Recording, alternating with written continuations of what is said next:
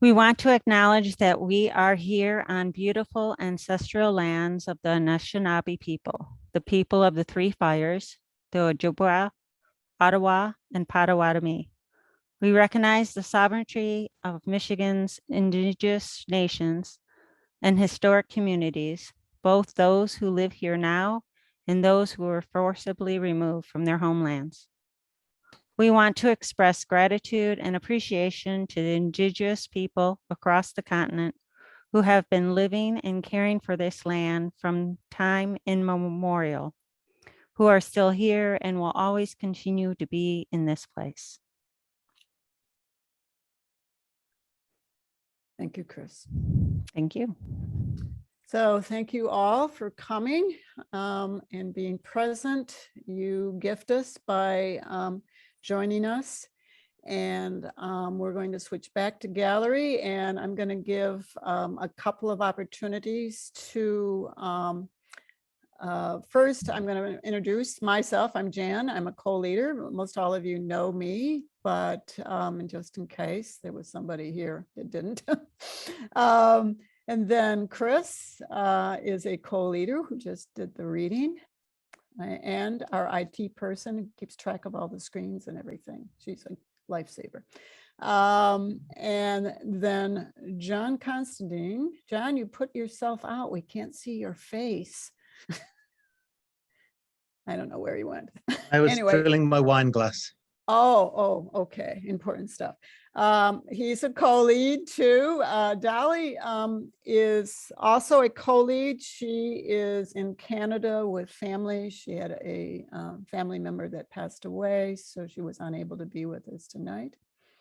And then I wanted to also introduce some of our team leads. So David Crandall, he plays several different roles, and you'll see his name pop up when we're going over the teams.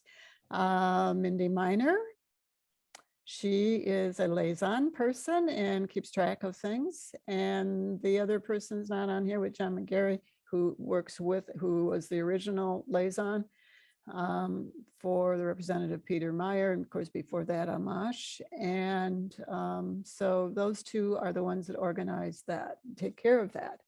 I didn't miss anybody. There's other people that certainly contribute that are on this call, and in many ways. So lobby team, of course, is responsible for legislative meetings, and the third district is Representative Peter Meyer. The second district that some people are in is Bill Huizenga, and that liaison is through Holland's chapter, which is Peter Bogart. And so he takes care of all the meetings, but some of our members also participate in that.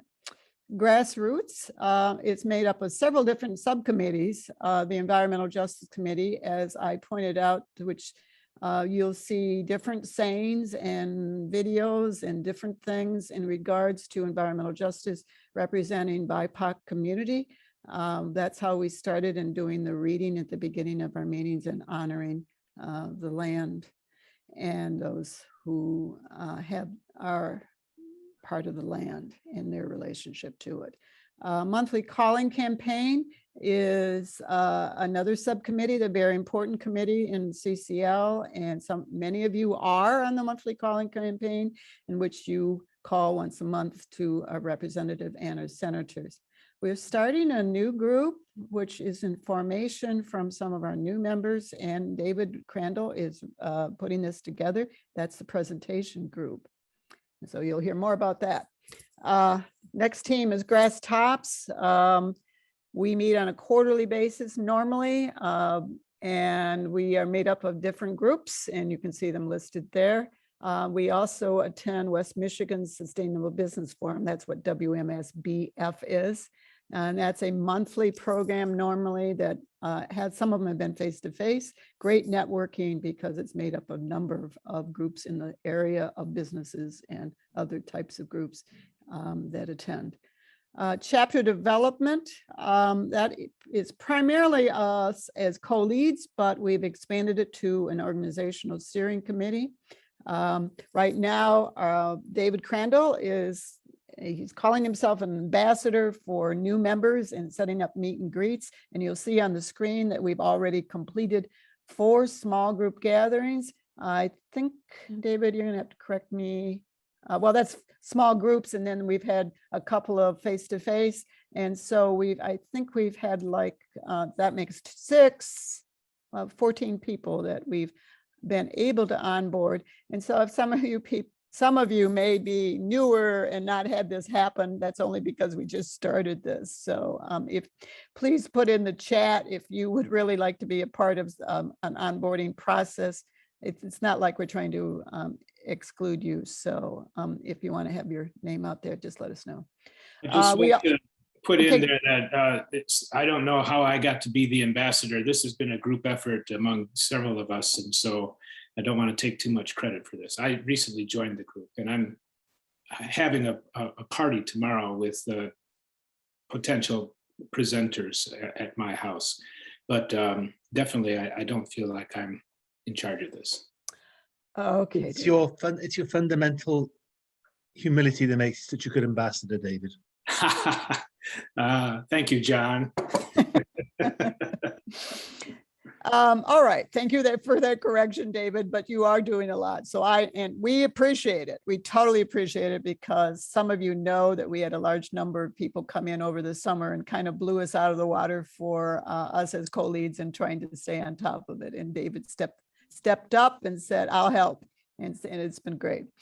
So the other, I'm just going to mention, because this was a chapter development organizational thing, we co-sponsored a community food club collaborative that was last night. Jackie was able to attend, and John, you're going to have to fill that in for me. This was a change in plans. It was going to be an all chapter event, and we realized it was better for the community food club to make it only a smaller event with our involvement, only just very few people attending from CCL. So that's why the change. John, do you want to make any other comment about that? Jackie or David, jump in. I thought it was a very nice networking event. Low key, good food, good conversation. No hard sell from anywhere. Grand Rapids Climate Coalition were there as well, introducing themselves to this, what is South Division community. David, Jackie, help me out here. I really enjoyed it. It was, as John says, a networking thing. That sounds a little cold, but I enjoyed meeting the people. Sergio is certainly an amazing fellow, and I got his help with Spanish translation when I gave a brief description of CCL. And sat and had a very nice dinner with people I had not met before. So it was very pleasant. And Jackie, you want to introduce yourself and comment? Sure, absolutely, yes. So I am Jackie. I'm a new member. Had the chance to meet John and David at one of these onboardings a week ago or so. Yeah, and then attended yesterday, and that was really, really nice. Definitely had great conversations about other people active in the climate space in the community, and talk about a bunch of different past things that people were involved in and current. So I thought it was a really good time. Thank you, Jackie, for doing it. And I apologize for not letting you introduce yourself earlier in the screen before. No problem. Yeah, good. We appreciate it and welcome that on board. Okay. And we also had a subcommittee for the 2022 programs, and it was a delightful committee. We were able to schedule programs through September of 2022. I thought that was quite amazing. So every single month of next year is just a question of whether people say yes to us, but we certainly know our topics and who we want to contact in order for programs in the new year. And then our media team is both publications written and broadcasted, and then social media too. Any comments from Chris or David on either one of those? I have nothing to report on publications. Okay. Yeah, and my report would basically, if you have a social media presence and you would like to be part of a push for CCL, just send me an email or put your email in the chat and I'll make sure you're on the list for getting pushes. Okay, I just saw that chat pop up. I skipped over lobby team. Mindy, would you like to make any comments in regards to your meeting with Peter Meyer the other day? Sure. We had probably the best meeting we've ever had with him. It was pretty amazing. Thanks to Lisa, who's our guest speaker this evening. She connected us with Gabe Collins, and he is an expert on China-US policy.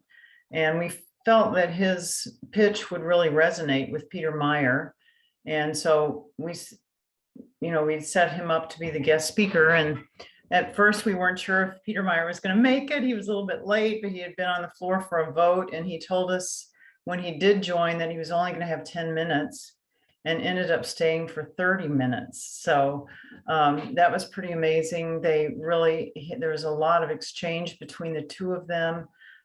Gabe Collins' main pitch is that the best way to proceed with China is not to try to be friends with him, but rather to engage in competition.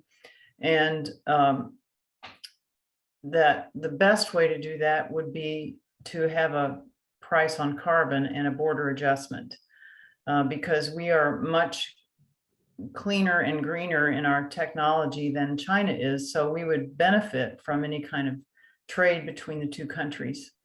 So, and that really resonated with Peter Meyer. He's excited to maybe, well, we're hoping he's excited to take that forward to a larger audience, maybe the Conservative Climate Caucus or the Problem Solvers Caucus, that sort of thing. So he was interested in getting the slides from the presentation. And so at least we have a place now to go to follow up. So we were very excited about that. And thanks to Lisa for making that happen. Thank you, Mindy. You guys for pulling it off. Man, great job. That is a real good news. I mean, it's good news because it is. We have to be up on that one. Okay. Anything else I missed from all of you that you want to say in regards to our teams and reports?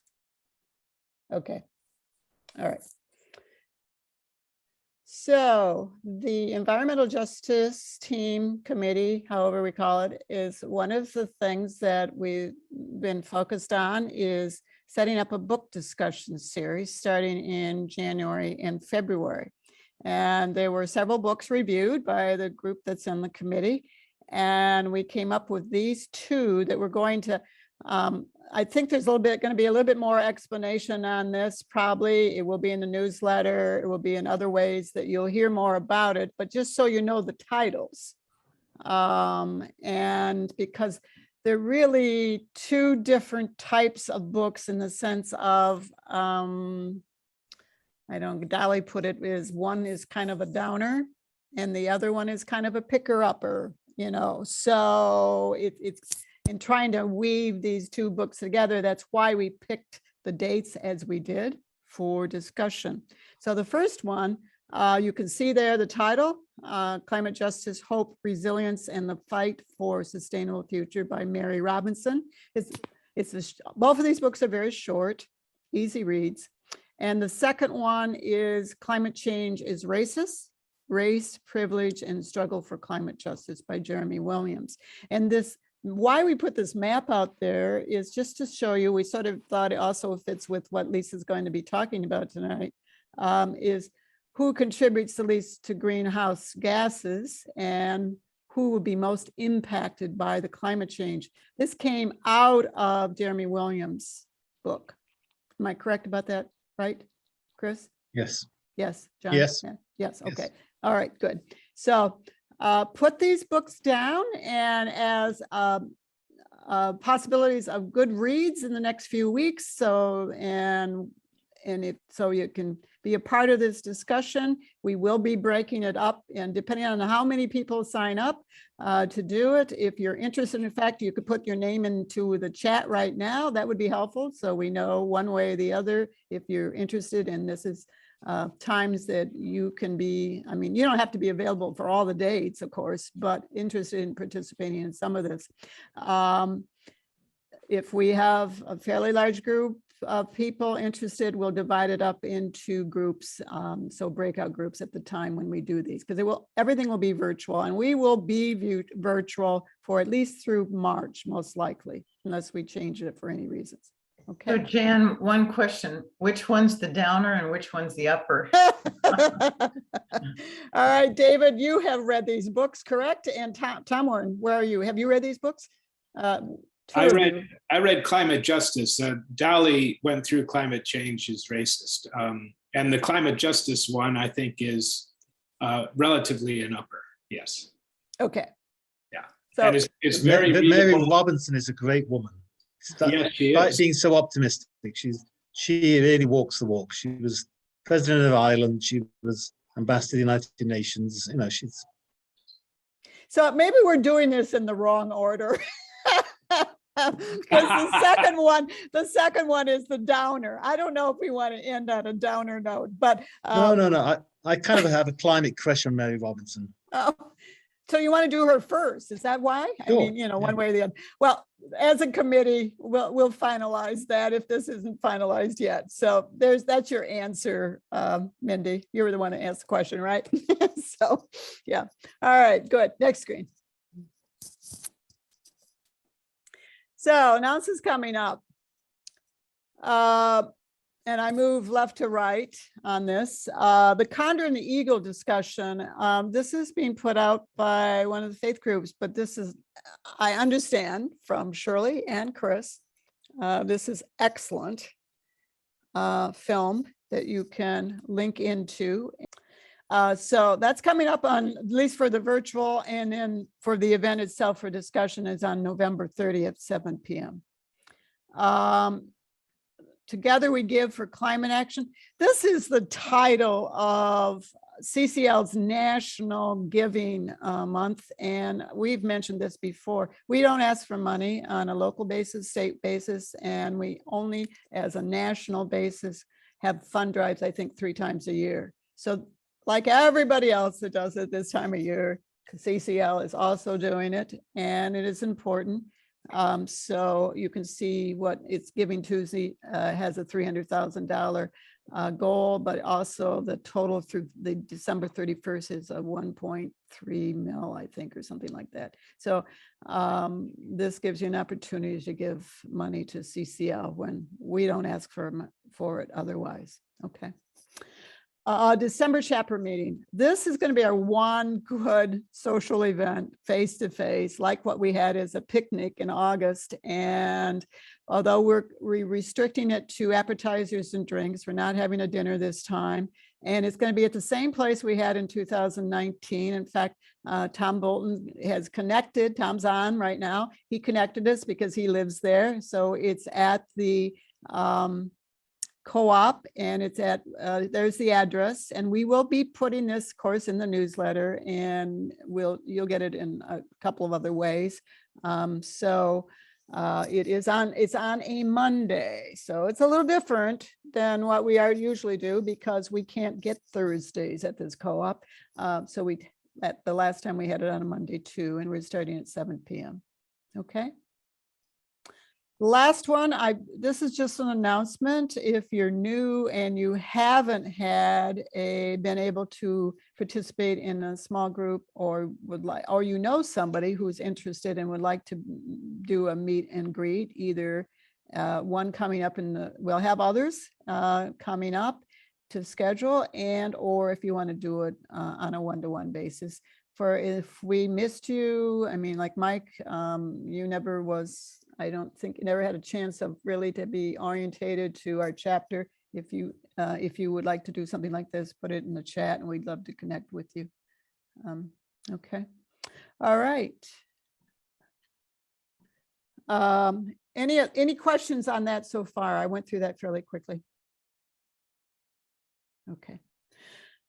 This is just an aftermath to our conference that happened last weekend. Great conference. The primary speaker, keynote speaker was Ayanna Elizabeth Johnson. She was very good. And now the recordings are out on the YouTube, on CCL YouTube channel. So if you missed it or missed sections, I missed some sections. I'm going to go back and listen to some of the sections and watch them. This is a good opportunity because it's many different areas that were covered in the subtopics under CCL, and all very well done. If you have any comments about conference that you were able to attend, please put in the chat. We'll be interested in hearing, or if you just want to, if you want to say anything right now, then you're certainly welcome to say anything. This is the most impressive conference I've had online. I mean, Good. you go to DC, there's a kind of buzz that goes with you, but they were uniformly powerful and impressive and important speakers. That's a real plus, John, to say. So people who didn't have a I'm not chance- always that complimentary. I'd be silent normally. Yeah. So that's a plus for any of you who didn't have a chance to watch it. Go on, watch the YouTubes and click on to whatever looks of interest to you, but the keynote speaker especially. And Well, and the other one, I just point out a wild card. Somebody in Georgia, the state of Georgia, took drawdown, said this is on a global level. What can we do in Georgia? 21 projects. Georgia Tech, University of Georgia, 4 or 5 other players. They have a state plan on climate change. yeah, it was amazing, wasn't it? And that is that's not an easy way to come. Yeah. 15 minutes of your life well spent. Yeah, impressive. It was. So that's just to show you that you can go on, do it. And you can find that by going on the homepage, always to the bottom, clicking on community and just putting it out there. CCL YouTube channel, and you can find it that way too. Okay. All right, next. This is a statement that came out this week, quite impressive because it pertains specifically to Michigan and Michigan economists, stating this carbon fee and dividend. And the article, of course, was published in the Crane's Detroit Business, that 46 economists from Michigan have signed on for carbon fee and dividend. Very, very impressive, great information that we can share with influential community people, particularly for those of you that are connected with the universities and schools, that this is good information that you can tell your friends. Why putting a price on carbon in the form that we support as CCL is so important. And we're supported in all kinds of ways, other ways, but this specifically to Michigan is important. Okay. Okay, I have a couple comments before introduce Lisa. Came across a quote on hope. And sometimes I use the word hope almost so much that it's almost common in my language and my expression and how I say it. Not trying to be insincere or diminishing what it means, but certainly because I use it so much, it kind of gets watered down. Dr. Jane Goodell, and I don't know if you guys have seen this quote from her. This is her statement on hope that really touched me. Hope is often misunderstood. People think it's simply a wishful thinking. This is the opposite of real hope. Real hope requires action and engagement. I'm going to call her Dr. Lisa DelBuono. She represents and lives in dedication to the work of real hope.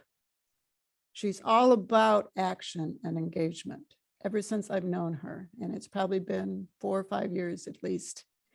And not only that, not only within the CCL structure is she action and engagement as being the Michigan Liaison Coordinator, but she is the health action team leader of the action teams nationally. So she's ahead of that. She was the founder of the Michigan Clinicians for Climate Action. And so she's bringing other physicians into this picture of taking climate action. So I am just honored to be able to say, to have her here tonight, and very thankful that she can present to us. And really, what she personally is in this real hope that she gives to all of us. Thank you, Lisa, for coming tonight. Oh, man, Jan, I think that is the nicest introduction I've ever received, and I could almost start crying. And I can't believe that you started with hope, because I'm literally doing a practice. I know you listen to Krista Tippett a lot. She has a Yes. podcast called On Being, and she's put together a group that talks about hope as a muscle. And because it's something that it's different, as Justice Jan said, and Justice Jane Goodall said, it's different than optimism, and it's not pie in the sky. It's a practice, and it's a practice to moving towards something that we hope will be, recognizing that not necessarily will we get it, but the movement toward it is significant, and we continue to exercise that muscle of putting our best foot forward. So as I start the presentation, and I'm going to see if I can do this right. Let's see. I have to get my PowerPoint up here. There we go. And I'm going to start from the beginning. I was reflecting on this, Jan, and it's so weird that you would bring this up, because this quote that I'm going to talk about is actually from the podcast, Hope is Muscle. And so first I wanted to thank each of you thank Jan for inviting me, thank each of you for being here, and thank you for being with CCL. And thank you for accompanying me on this journey. In Krista Tippett's discussion of hope as a muscle, she interviewed Jacqueline Novogratz, who's the founder of Acumen. And Jacqueline describes the fact that transformational organizations focus on accompaniment. I never can say that word, but accompanying others. And this is the definition she used, and I'm going to have to get rid of your faces to be able to see it. A transformational organization that accompanies one another is an organization in which people can remain whole and can grow and face what goes wrong, and hopefully what goes right as well. We're keeping our fingers crossed on that, but not be alone and be depleted at times. Yes, that happens, but know that when we have a well of friendship and support and being surrounded. That means that we will, I can't read that because the share is there. We will be replenished by and resilient because of the friendships. And I honestly believe that's what we offer here in CCL. And so I want to thank each of you for being on this journey with me tonight. Not just tonight, but over the years. And many of you I've come to know on a personal level, and I sincerely appreciate the journey. It's enriched my life tremendously. So I think you guys probably also know that it looks like they might be voting on the Build Back Better Act tonight in the House. At least I got an email that suggested it will either be tonight or tomorrow morning. We know that the House version does not have a carbon price in it. But we are hopeful that then when it goes to the Senate, a carbon price will be added to it. Hopefully, we don't know that it will, but we're hopeful that it will. Bloomberg News suggested that at least 49 senators were in support of that. So it's really down to whether Senator Manchin will agree or not. And then it will go back to the House, but the House is likely to vote on the Senate version as is. So it's a very hopeful moment. So I was asked to not talk about accompaniment, not about the Build Back Better Act, but really about En-ROADS. And so when I start thinking about En-ROADS, the reason why I think about En-ROADS, or why we use En-ROADS, and I'll tell you what it is in a second, is because of this. We know that the experts on climate change, the Intergovernmental Panel on Climate Change, estimates that we need to reduce emissions by about half by the end of the decade if we want to avoid the worst impacts of climate change. That means our average global temperature will stay under 1.5 degrees C. So what En-ROADS does, it develops a way for us to look at a whole host of different things that allows us to model, well, if we were to electrify or plant trees or transition away from coal, how would that affect our emissions in the long run? Now, when we're thinking about En-ROADS, there's a few things to keep in mind. It's a global climate action simulator, so it's not specific to the US. It was designed by MIT and Climate Interactive. And it's what you call a systems dynamic model, which means it's a macroeconomic model. And it's been calibrated and tested against a whole suite of other climate models. And it uses a middle of the road scenario. So if you guys have read the IPCC reports, you'll remember that they usually separate things out to high emissions, middle of the road emissions, or low emissions. So this is using the middle of the road scenario. And I think it's, I think the power with it is that even though it isn't specific to the US, one can evaluate the relative effectiveness of the measures being simulated and how they might work together to reduce emissions at the rate we need. So I'm going to start first by going to the actual website. Can somebody speak up and tell me that they just saw that transition? Yeah, that's Yes. Yeah, okay, good. So this is the actual website. I'm going to do most of this in a PowerPoint, but for speed's sake, but I want to show you this and we can come back to it if people have questions at the end. And I want to say I'm not an expert in En-ROADS by any stretch, but I've learned to use it. And so I'm not an economist. And so take it all for, I think the findings are very, very trustworthy, but that's because experts figured it out. And I by myself am not an economist or a modelist or anything like that. Anyhow, what we have when we look at this is on the left-hand side, you can see a whole host of different graphs, but we're going to focus on one graph here, which is basically our energy mix between 2000 and 2100. And on the right, we're going to look at the net greenhouse gas emissions over that same period between 2000 and 2100. Now, if you actually come to the website and want to play around, there are a whole host of other things you could look at. And then on the far right is our average global temperature increase if we do business as usual, again, using that middle of the road scenario. So if you've read the IPCC, you know that if we continue with this high emissions, which we're in right now, we might even see average global temperatures higher than that.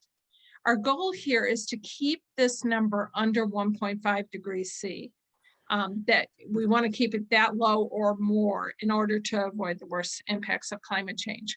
So we're going to take a look at a variety of different things below here, but let's start with one I'm sure you guys have heard a lot about. And this model is called afforestation. And when we're talking about afforestation, we hit the three little dots and it tells you, well, what does that mean? Well, what that means is it means planting new trees or restoring old forests. And let's say we do that over 100% of the land, kind of like the trillion trees idea. What would happen to our net emissions if we were to do that? Well, if we were to do that, what we would see is we know that trees sequester carbon, so that's a really good thing, but it takes a while for trees to grow. Emissions do come down, but again, it takes a while for those emissions to come down. And if that's all we did, we'd only lower our average global temperatures by 0.1 degrees C. So it is good to plant trees, and it definitely is a part of what we need to do, but by itself, it's not going to get us there. Now, another thing we've probably heard a lot about is how important it is to electrify our transportation system. And it certainly is important. But let's say we keep our energy mix just as it is right now, and we were to electrify our transportation system as far as we could. What would happen to our emissions then? Well, if we move this lever as far over to the right as possible, we'd see again, we get a little more emissions reductions than the trillion tree, but it's only about 0.1 degrees C. Now, what I'm going to do is go back to the PowerPoint just from the standpoint of saving time.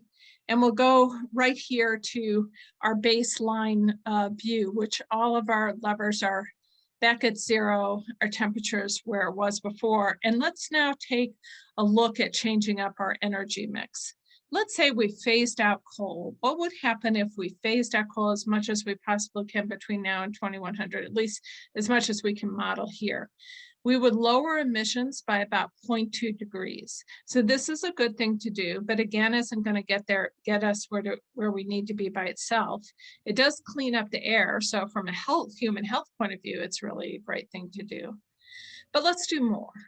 Let's say we phase out all of our fossil fuels and maximally use our renewables. What would happen then? Well, we would see our emissions, I went too far.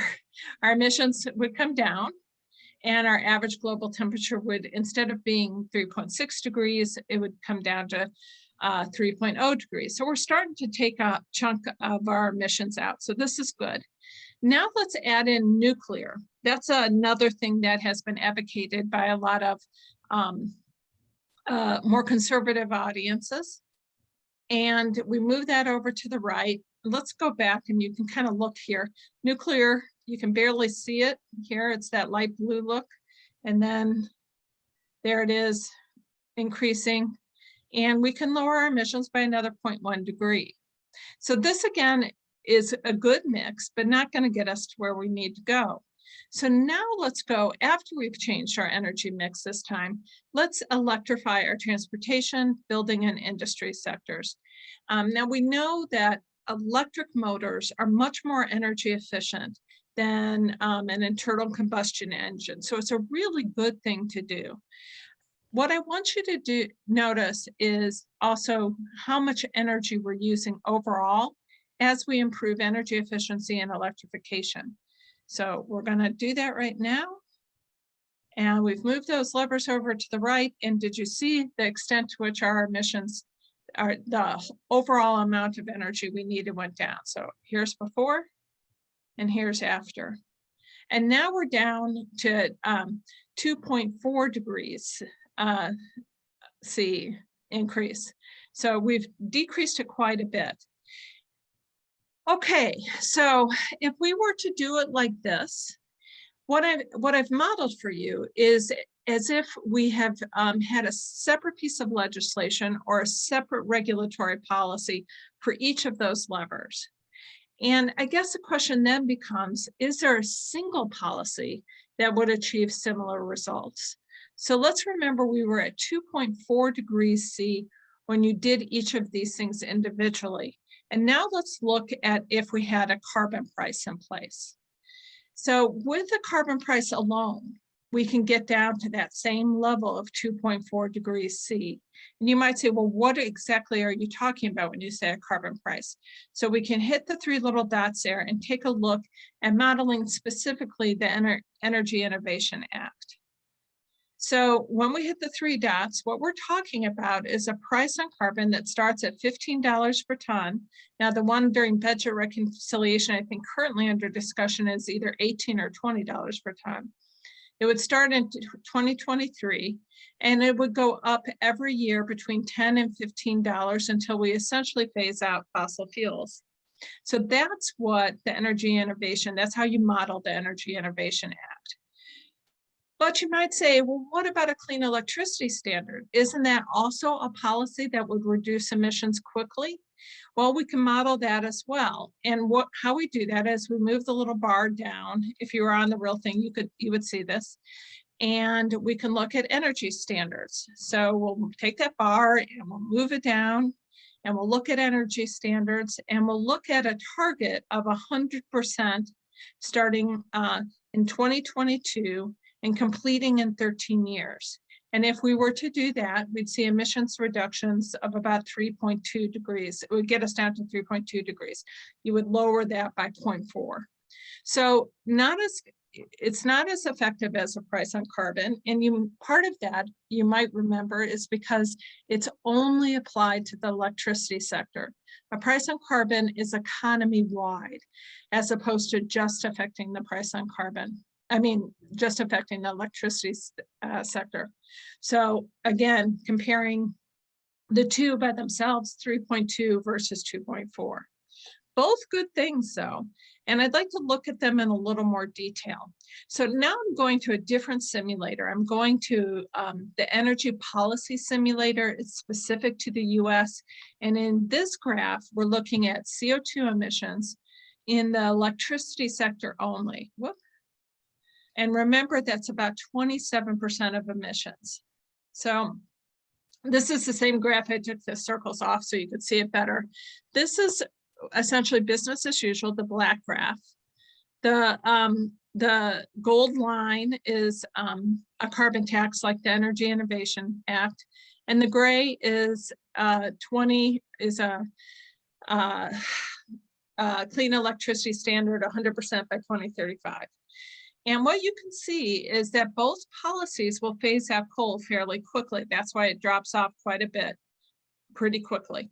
But the carbon tax actually does it more quickly, and the area under the curve is less. And that would correlate with the lives that would be saved because of cleaning up the air. According to Columbia University, the building blocks of air pollutants, SOx, mercury, and NOx, would decrease between 75 and 95% by 2030. And cleaning up the air translates to saving lives, improving health, saving hundreds of billions of healthcare dollars each year. One point I would like to make, though, if you go out on this graph to about 2035, you see they actually cross over. So at this very end point here, around 2035, the clean electricity standard could be very helpful. And the reason why they think that might be is that it might drive out the very last bit of emissions from natural gas that would likely be used to address intermittency issues in the grid. So ideally, it would be an yes and. Unfortunately, because of how things have played out and because Senator Manchin has not supported what was the Clean Electricity Standard and then became the Clean Electricity Payment Plan, that part is not going to be in budget reconciliation. It does not look like. But if you were to model the two of them together, you'd get down to 2.3 degrees C. Remember, a price on carbon by itself would be 2.4 degrees C. So together, they're better. But we need to do more. We need to decrease the demand of fossil fuels in all sectors of the economy. That's why we need an economy-wide fee on carbon. And what it does is it aligns financial incentives with other policies that we also need. And so if we go over here and remember our energy efficiency and electrification aspects of the transportation and building and industry sector, if you were to add that on top of the carbon price, and move these levers over to the right on top of the carbon price, you can actually get down to 2.1 degrees C. Without a price on carbon, it was only 2.4 degrees C. So remember what it's actually done is amplify the effectiveness of those policies by themselves. The other thing that we know is that an economy-wide carbon price would create an incentive for manufacturers and businesses to essentially produce whatever product or service that they already do, but do it in a less carbon-intensive way, using less fossil fuels. And that's going to create a situation in which they innovate. And so what we're likely to see are new technologies come out of that. And if you move the bar over a little bit to the right, we could actually get our emissions reductions down to 2.0 degrees C.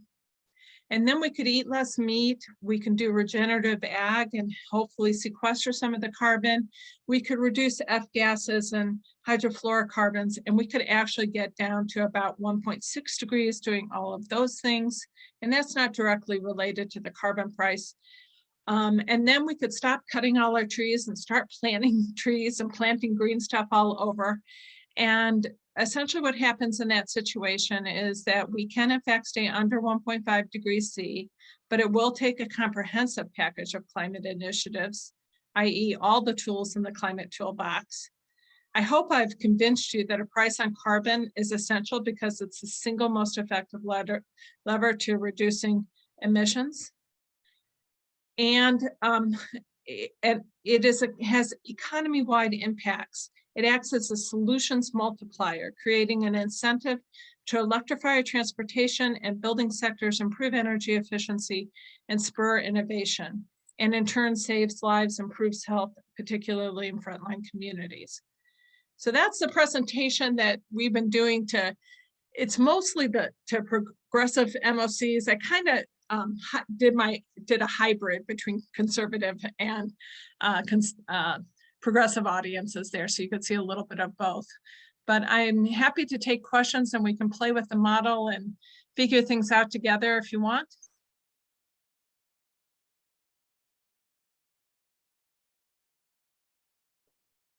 So go ahead and open your mics if, and I think our group works well in the sense that if you put some questions in the chat, John, would you, is John there to look at the Yes. chat? Yeah, okay. This is such a well-behaved group. They followed instruction and kept their questions. So I'm going to go with the first question, which is a twofold question, which is cheating.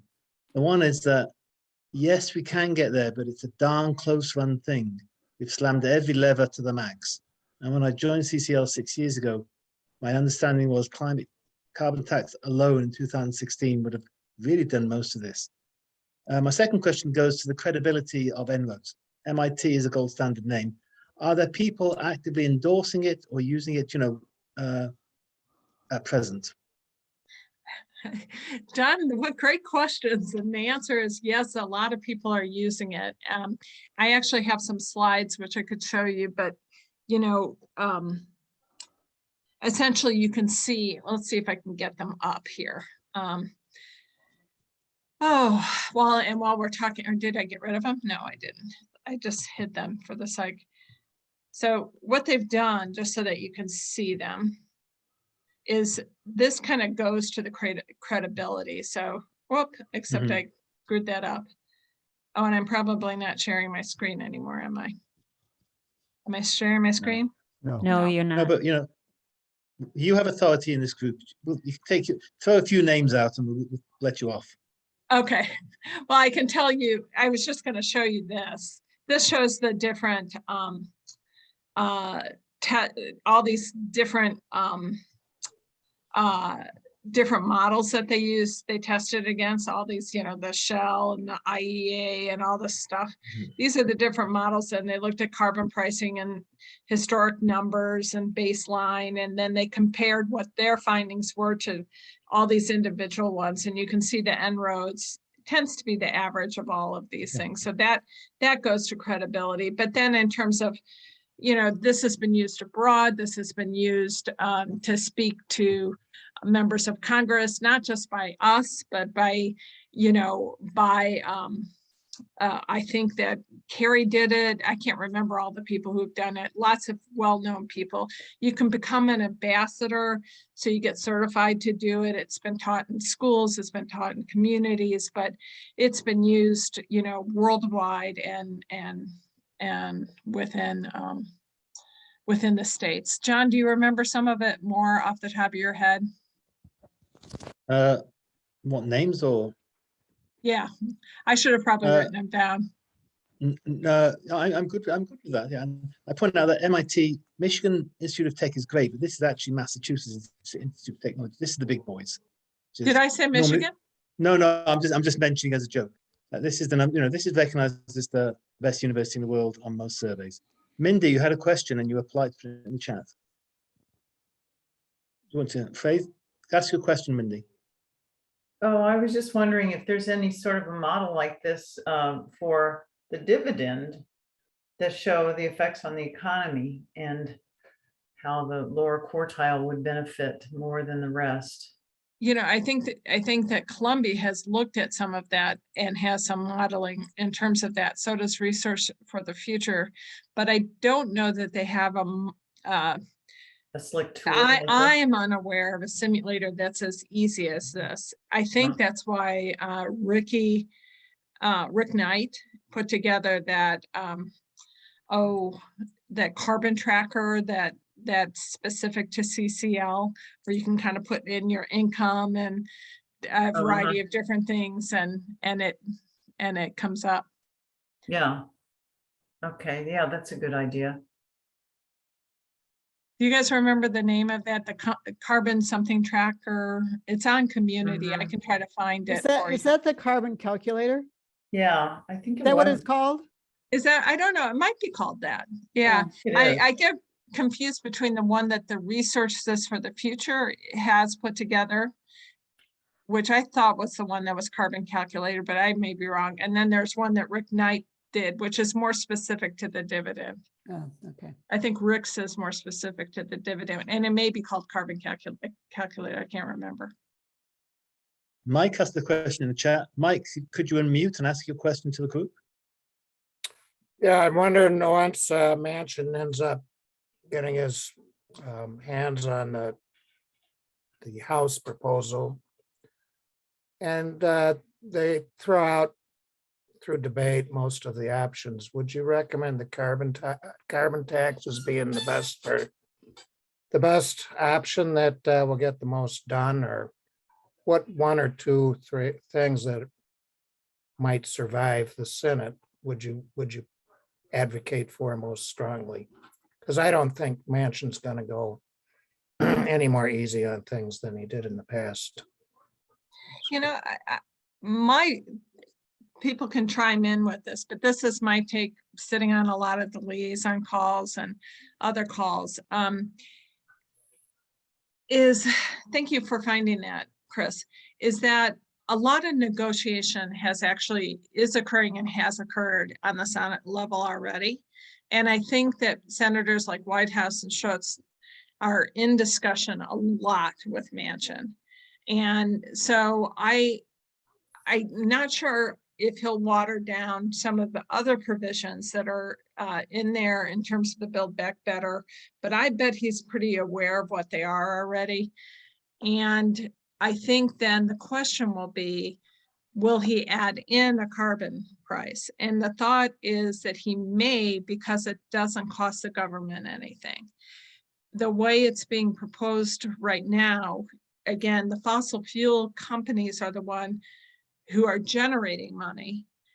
And the way they're thinking it, what's being discussed right now is that 80% of the funds that would come from the fossil fuel company would go back equally back to people so that it offset the cost of inflation.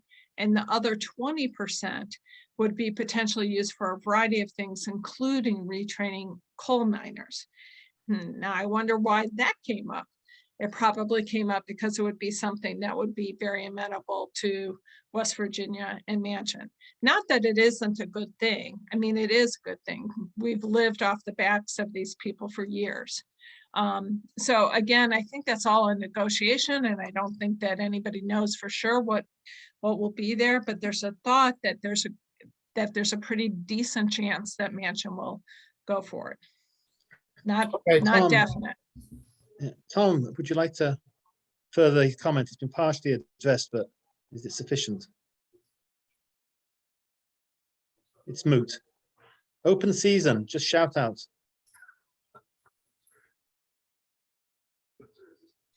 Does other people have different impressions of what's going on right now in terms of the budget reconciliation? I think it's just. Did anybody read the editorial by George Will and Saturday's Grand Rapids Press. Somebody must have. It was outrageous. That's all I can say. David, it looks like you're smiling. Did you read it?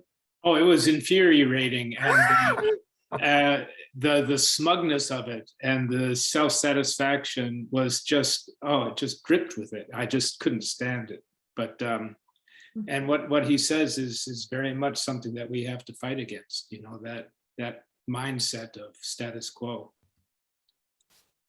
Yeah, he said all the global warming, he went back to the idea that global warming is a myth, and there are people still out there. Facts be darned, you know. So I guess I've seen growth on people, more and more people beginning to believe that it's occurring. So that's a bit of hope there. But I feel, you know, most of us are pretty old, and I feel really sorry for younger people. This is an outrage. Agree wholeheartedly. Mindy asked an interesting question about whether there's talk about introducing a carbon pricing bill in the Senate if it doesn't pass the reconciliation. It seems like a few Republican senators would support it, and that's true. The latter part is true. I don't know the answer to the former part. My guess is that if it isn't in reconciliation, CCL will turn around and be on this so hard at this stage because we've gotten so close here. But I don't know the answer. John, do you? Does the Guardian tell us? No, it doesn't. What the Guardian points out is a parallel to both Mike and maybe David, which is it's a link to how for the last 60 years, the oil companies have been ambiguous, misleading, and led the conversation in strange directions. A good example, I think, is that they were very keen on the concept of personal accountability and personal carbon footprint, as opposed to holding themselves and others accountable, where the big money is. And hence, one of the reasons I stick with CCL is that we have to look for for nationwide solutions. Preaching to the choir is not sufficient. We need to actually address the complete community. And the way you do that is really by market pricing signals and regulation. And I feel at some moments if there's anything we can bring other than competition with China in. There's an example of a message which might work, which is we don't want to cooperate with China, nor do we want to be beholden to them. We want to compete. And that competitive ethic does raise some people's awareness. We want to do this, not because we want to save the world, but because we're darn not going to let the Chinese beat us up. I will take whatever your motivation if you're marching in the right direction. I'm with you there, John, 100%. And I think that's true. I mean, I think we could potentially get people walking in the right direction for reasons that we don't agree with necessarily.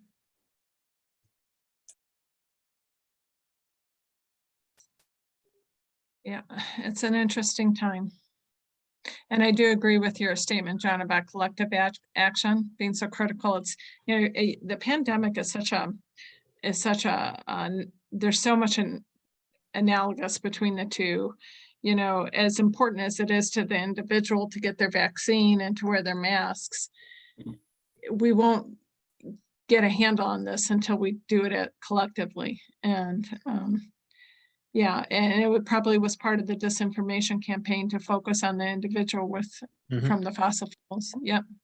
Well, it behooves us to model appropriate behavior, but it's neither tokenism nor symbolic. It just needs to be a sense that it's motivational. I am walking the walk, and therefore I have the right to ask you to walk the walk too. Shell and yeah. I have a question from Jan. Board adjustments which will reduce business profits. I'm actually going to disagree that it reduces profits, Jan, but I'm going to let Lisa take it. Will border adjustments? It may not. I mean, whatever the spin is on it, if we don't have border adjustment, that is definitely going to affect our businesses. Oh, yeah. That's what I meant to say. Yeah, definitely. And I think the border adjustment is actually one of the things that speaks most strongly to Republicans, because they don't want to be hit by that tax. I mean, I think it speaks to everybody, really.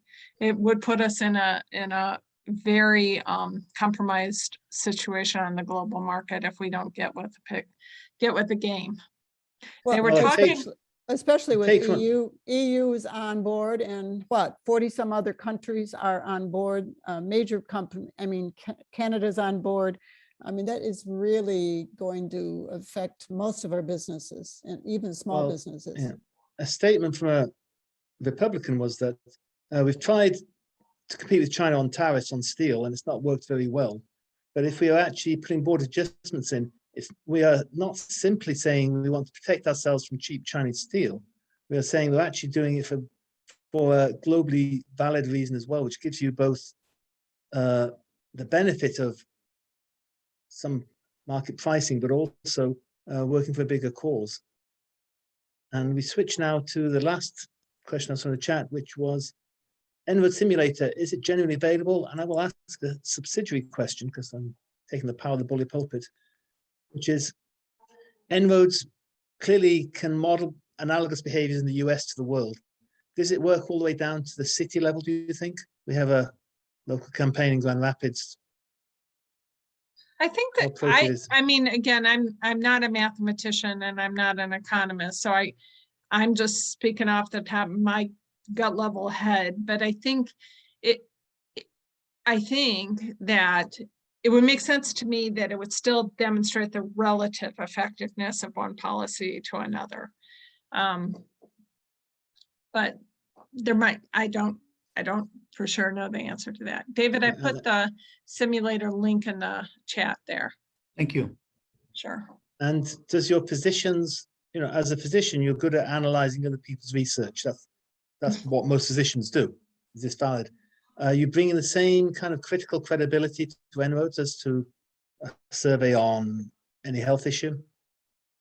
Well, I certainly think that it's very credible. And I think the fact that when you look at just even the graphs that I just showed, I think that should give you every reason to feel confident in them. But I think when you're looking at projections and you recognize that there are a variety of ways to set up the models,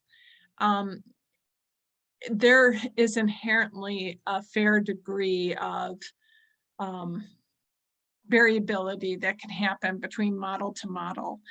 And again, I'm not an economist. I did talk to one a little bit about these different, I don't know, is there an economist on here? Anybody? No.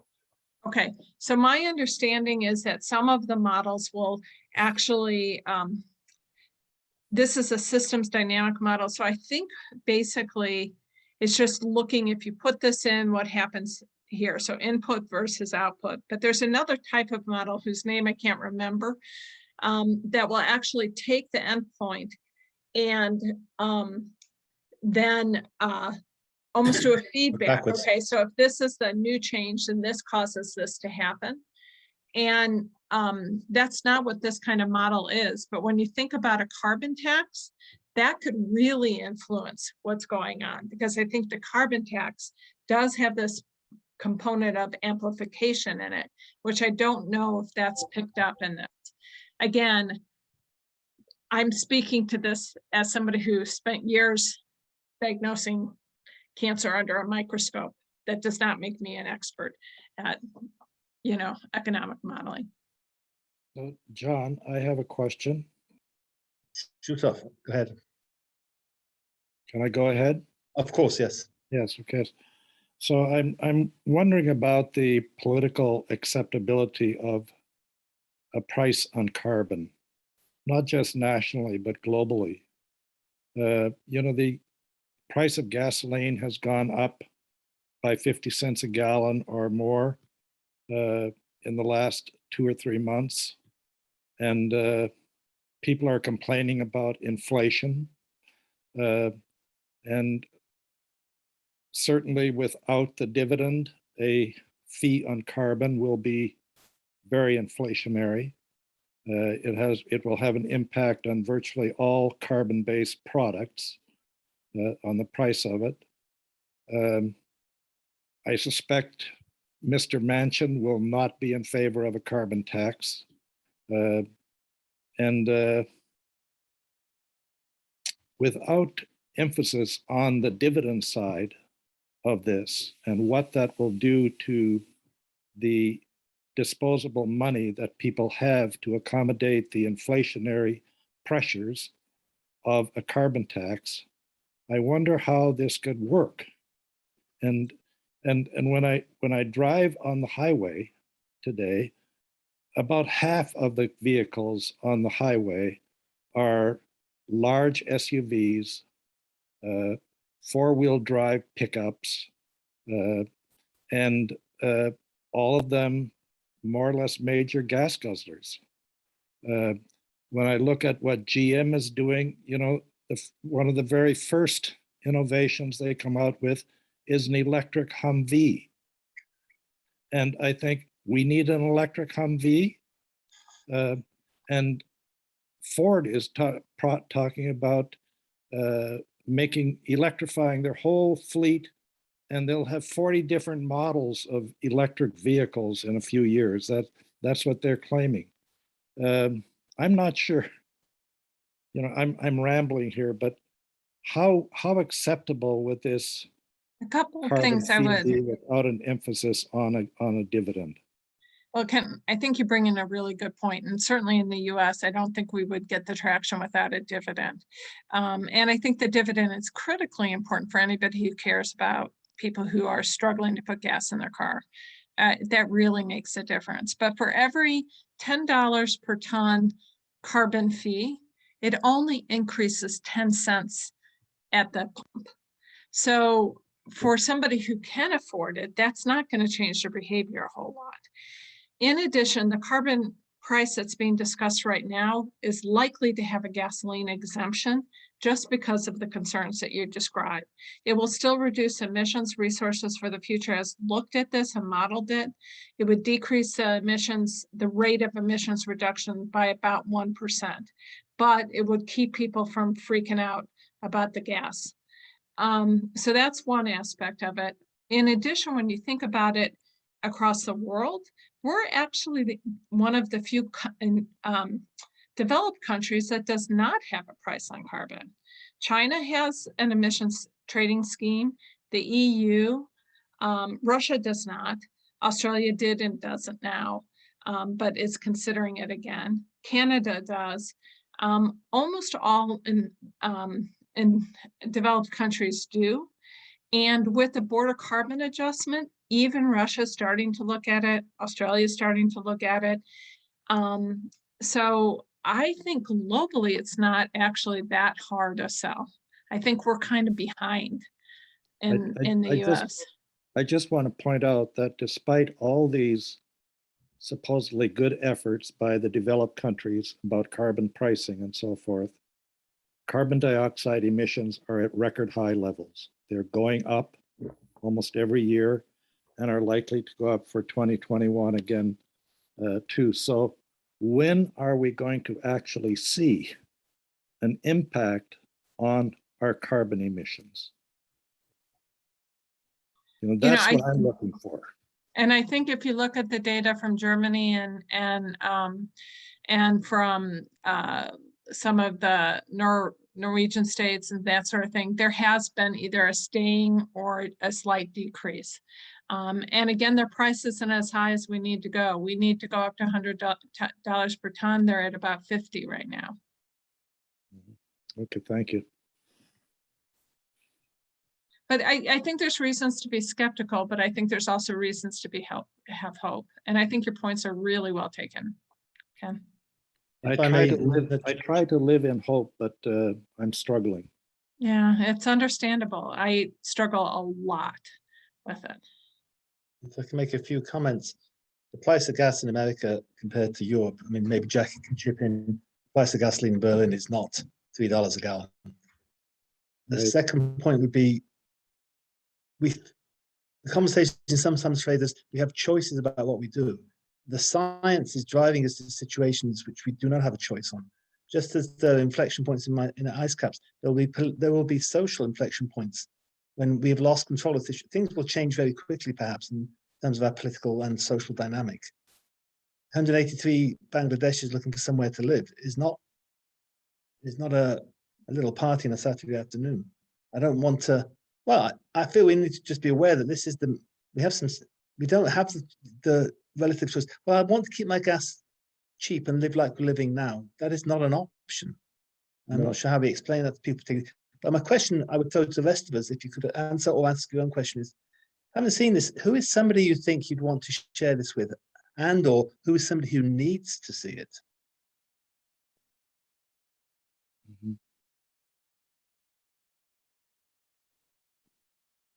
Jackie, did you want to say a comment?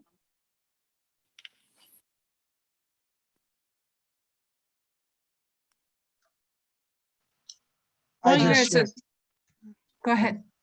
I just shared the post about the Michigan Economist, and I put in there, don't believe me, play with the levers on this En-ROAD site. Don't know what I'm talking about, message me. I don't know, most likely nobody will message me, but my observation is that 90% of people are sleeping. They have no idea. They're just doing their daily thing. We're headed toward a cliff and nobody even knows it. So, so who needs to hear it? You know, everybody, but how to, you know, what actually connects? I don't know. I keep trying different stuff, but I think one of the beauties of a price on carbon is that what it does is it makes the environmentally sound choice also the more economic choice over time, because, you know, as fossil fuels go up, then the cheaper choice is going to be the greener choice. And so then you don't have to convince them on anything. People are kind of brainwashed to make the cheaper choice. Jackie, were you going to say something before I butt in? Because I wanted to mention something about hospitals that I heard today. That was No, kind of go ahead. helpful. Go ahead. Are you sure? Yes, yes. Well, I think to John's point about inflection points, I was listening to a discussion by the head of Healthcare Without Harm, Gary Cohen, and he was talking about how pre-pandemic, they kept going into hospital systems and saying, we need to do things in which we, in more resilient ways, and we need to reuse things, and we need to become more efficient with that so we don't create so much waste. And people would say, oh, we can't afford it. Well, we'll work towards that slowly, blah, blah, blah, blah. The pandemic hit and supplies were short. And all of a sudden, hospitals did what they couldn't do or didn't have the money to do in about a few weeks because they didn't have the choice. They didn't have the supplies and they had to figure it out. So I think that point about inflection, there comes a point where you just got to do what you got to do to make. What's scary about it is if we miss, it takes a long time to get the emissions back out of the atmosphere. So we could still miss the tipping point before it feels palpable. If I could just interject here, one of the things that I feel optimistic about is that it does feel like there's a groundswell of grassroots understanding. There is a groundswell of awareness of climate change that I haven't seen before. And this is just the media coverage of it has skyrocketed in the last year. And I'm hopeful that by working in the grassroots, I know more people now who are receptive to the message than I've ever known. And I'm hoping that we can get a kind of a chain reaction right on the bottom level, not the experts, not the people who are in the trenches, but the people like me, people who are just out there and worried, and create a political will from the bottom. Get those people to contact their members of Congress. And if we multiply that by hundreds, and then those 100 people go out and get some more, it will be powerful. It may be too late, but I think it's a powerful way. This presentation is fantastic. I don't think it's suited to just, the guy on the street. because it's too detailed. Wonky. Yeah. But if we can get an emotional connection and say, this is happening, let's go out and do something, and you can do it too. I want to see you in your living room talking to 5 people next month about what's going on here. That can be very powerful, I think. And that's what I'm trying to focus on now. That's what you're going to be doing, David, with your group where you're teaching people how to present. Right. That will be very powerful. Good for you. Yeah. And I do think that that's much more effective. The story for the average person, the story is much more effective, I think. Yeah. So And I think Dale's point was really interesting. He says that OECD says that we need $147 per ton by 2030. What I had always heard was $100 per ton. So that's an interesting statistic and one I'd like to learn more about. Thank you. Can I ask a question about the pricing? You said earlier a $10 would only be 10 cents on a gallon of gas. If that's the case, I don't think it's high enough to affect real change. I mean, think I it just affects. I just took a long trip, 5,000 miles. I have a hybrid, but it wasn't most effective on those highway miles as the hybrid can be. But $1.50 a gallon would not have made a decision for me about making that trip. Now, Yeah, and I'm middle class. I understand that. So there's people who will be crippled by that $1.50 if they have to drive for work. But the point is that it's not what's really going to lower the collective carbon footprint is really, so 2/3 of every person's carbon footprint comes from the things we buy, right, the food we eat, and only 1/3 comes from the gas and lighting our house and that sort of okay, thing. So if we can change the behavior of businesses and farmers and that sort of thing, such that everything we buy has intrinsically a smaller carbon footprint in it, then that's where the cut comes. It's not so much an individual motivator for the person who's driving a specific car.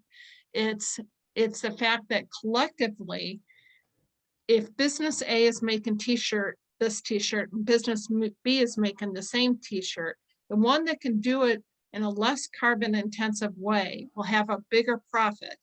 That's what's going to amplify throughout the market system more effectively. At least that's how I understand. Several years ago at a regional conference in Indiana, I think, an economist from Chicago, probably the University of Chicago, made the same point, Tom, that personal transport is relatively inelastic. 10 cents on a gallon of gas doesn't matter. It does matter to commercial business. You're trucking around, they'll respond to that. And she made a point that the changes in the systems, if you've got relatively abundant electricity and you've got a situation where there's some other penalties on cars, it will change later than you think. But it's not, personal transportation is not the crux of the question here. It's an outlier because it's somewhat inelastic. And I apologize if I've used the wrong terms in the wrong way.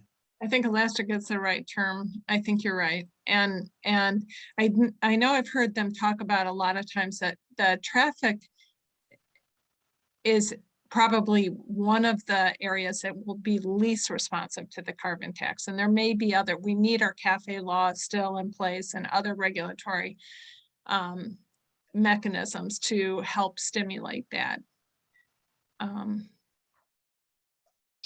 So I have another question, if I may. I assume that all the people on this Zoom meeting tonight are members of the choir, more or less. We are all concerned about climate change. I wonder if this calculator has any capability of calculating the cost of the carbon cost of industrial agriculture, especially industrial animal agriculture, which is, I think, the source, the major source of methane emissions, at least in the developed world. I don't know about the developing world. And then I wonder, and this is a personal question which you may rule out, how many of us personally have made changes in the way we eat, the food we buy? Do we buy animal products, for example? That was one of the very first things that my wife and I did when we became aware of the very crucial nature of climate change and an important component of carbon emissions. We said we can change the way we eat, and not just for the sake of the environment, but for our own health as well. So I'd like to put that in front of the whole group here to challenge you to make changes in the way you eat if you haven't already done so. And I'm not asking for a confessional here. I just think we all have to put our best foot forward and say, these are things we have to do, and shun industrial agricultural products as much as we can. I admit there is a lot of vegetarian products that fall into the same category, but even so, the vegetarian products have a lower carbon footprint than a beefsteak. I want to make one comment to the methane, and Ken, you're the scientist. I'm not. You know this well. But what comment I want to say is that there was a wonderful presentation on the national conference, and who spoke directly to the methane issue. And if I'm remembering correctly, now I may be wrong, the animal husbandry part of the methane was not the higher contributor. Okay. Not to dismiss what you're saying, because I fully support you. You know that I've gone to almost vegan totally. So I support what you're saying about your eating process, but I wanted to make that. So check out the national conference. There is some wonderful information on that.